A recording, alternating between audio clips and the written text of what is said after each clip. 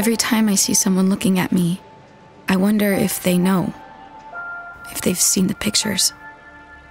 Sometimes it feels like I'm being abused over and over again. In the dark throes of the web, every day under the cover of anonymity, technology is being misused to share images of child sexual abuse across the world. And with every single share, victims are forced to relive their abuse over and over again. To fight fire with fire, the Canadian Centre for Child Protection has created Project Arachnid, virtual crawlers that scour the internet to find and remove images of child sexual abuse.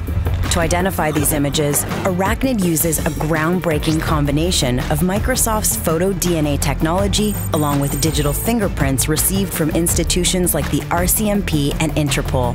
Now, even if the image has been cropped, reformatted, or augmented in any way, the crawlers find the matching images and help take them down. Arachnid is a giant step forward in helping victims of child sexual abuse reclaim their lives.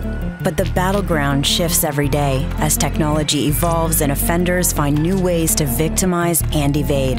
And while we vow to relentlessly fight on the front lines every day, we need your support. So please share this video and help break the cycle of abuse.